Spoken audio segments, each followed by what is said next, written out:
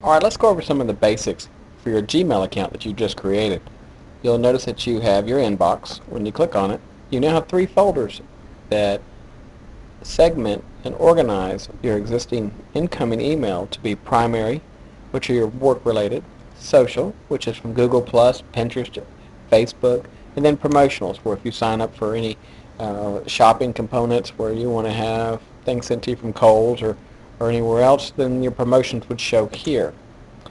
When you're done reading them, of course, you can select the All button here, right? Because we read those previously. But if you just wanted to get rid of one at a time, you could easily do that as well.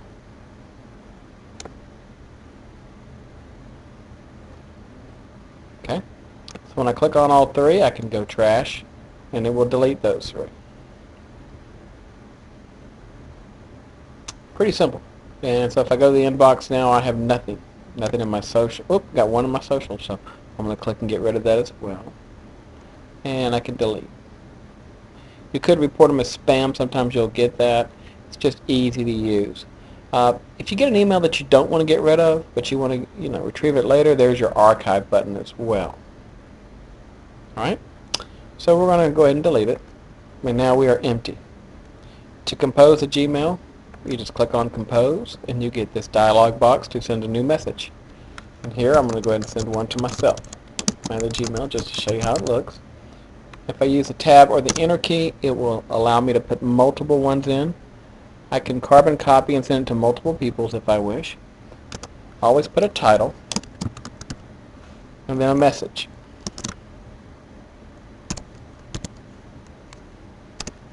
If I want to attach a document, this is where I can attach documents.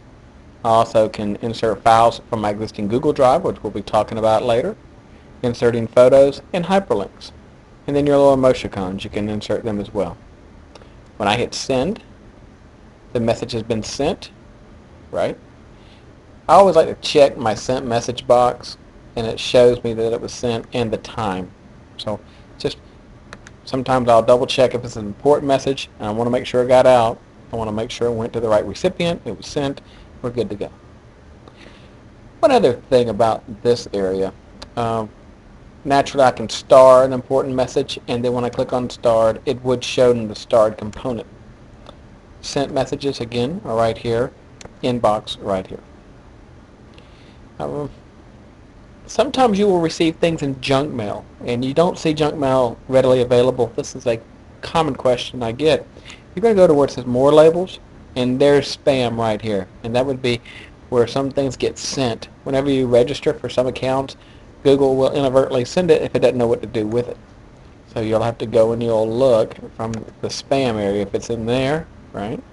For More Labels, and then also trash.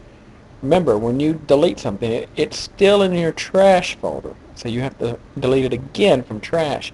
I like this process because if you delete something you don't want to get rid of, you can go back and retrieve it. But for right now, I'm going to select all, and this will eliminate them for good. Delete forever. That's a nice little safety mechanism that I use often with Google. Now, from the Gmail area, you have a little down arrow where you can go to your task. Task is outstanding because here is where you can put your to-do list for the week. Now if I type in, I have an IEP meeting, and you can put in with Thomas. You can put that in.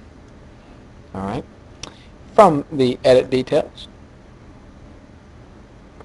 you can also click inside of it, and it will give you a specific time that you can look into. For instance, on the calendar itself, it will let you put an action in and also a time sequence as well. And you can email yourself whenever this event comes, so if it hits your phone, you'll also know that way as well. I like my to-do list. Well, we're going to stop right there. That's the basics of the Gmail and the to-do list portion.